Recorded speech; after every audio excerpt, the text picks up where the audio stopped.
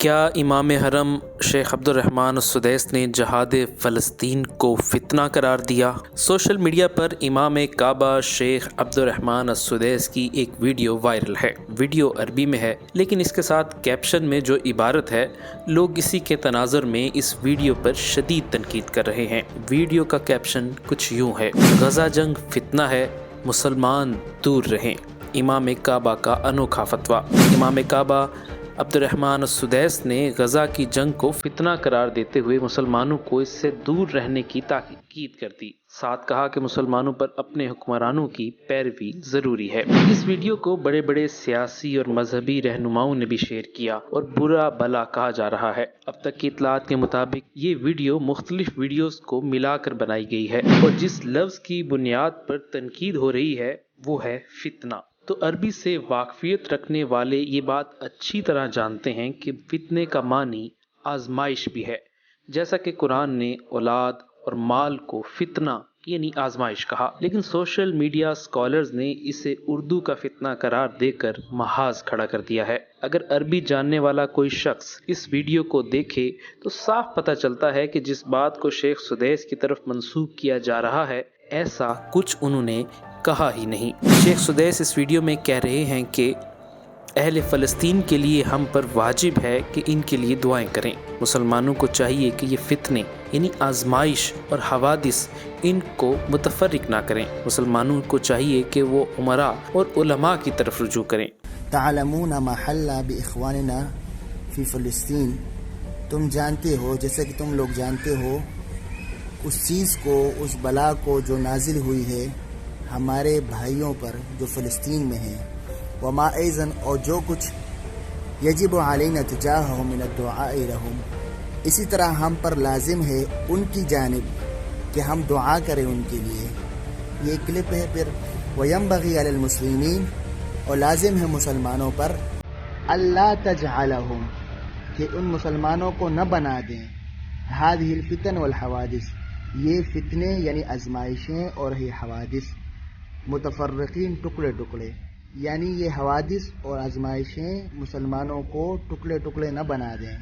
فیجب علیہم الرجوع الی ولاۃ امرہم، تو واجب ہے ان پر کہ وہ رجوع کریں اپنے صاحب اقتدار جو کہ بڑے ذمہ داران ہیں ان کی طرف، والرجوع الی علمائہم، اور اسی طرح اپنے علماء کی طرف رجوع ان پر واجب ہے۔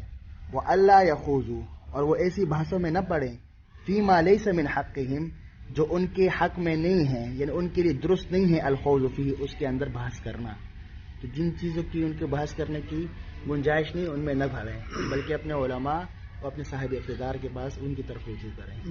یہاں یہ بات بھی سمجھنی چاہیے کہ بالفرض اگر شیخ سدیس کا کہنے کا مطلب وہی ہوتا جو لوگ اخذ کر رہے ہیں، تو کیا پھر حرمین شریفین میں فلسطین اور غزہ کے لیے رو رو کر دعائیں ہوتی؟ اسی حوالے سے پاکستان علماء کونسل کے چیئرمین اور معاون خصوصی برائے مشرق وسطیٰ حافظ طاہر اشرفی نے گفتگو کرتے ہوئے کہا کہ گزشتہ 2-3 دن سے امام حرم میں کعبہ، بلکہ امام حرمین شریفین الشیخ عبد الرحمن سدیس کے کچھ جملوں کو جو کہ 2 یا 3 ویڈیو سے لے کر جمع کیے گئے اور ان کا حقیقی ترجمہ بھی نہیں کیا گیا، پیش کر کے سب و شتم کا سلسلہ شروع کر دیا گیا۔ الشیخ عبد الرحمن سدیس جو ہے، انہوں نے جو بات کہی وہ یہ تھی کہ اس جنگ سے ایک فتنہ برپا کرنے کی کوشش کی جا رہی ہے، اور وہ فتنہ یہ ہے کہ اسلامی ملکوں کے اندر ایک بار پھر وہ تنظیمیں، وہ تحریکیں جو انتہا پسند ہیں، جو دہشت گرد ہیں، جو اسلامی ملکوں کو جنہوں نے تباہ و برباد کر کے رکھ دیا، ان کو دوبارہ قوت پکڑیں۔ اس لیے انہوں نے کہا کہ آپ اپنے حکام کی بات کو سنیں اور اپنے ملکوں کے اندر تخریب نہ کریں۔ یہ مقصد تھا اس کا۔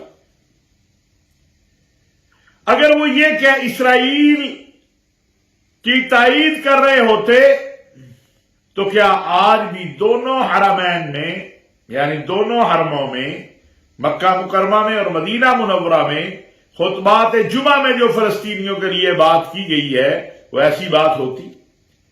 اور یہ جو سب و شتم کرنے والے ہیں ان سے میرا سوال ہے کہ آپ نے کیا کیا فلسطینیوں کے لیے؟ سعودی عرب روز اول سے سب سے زیادہ فلسطینیوں کی امداد کرنے والا ملک ہے۔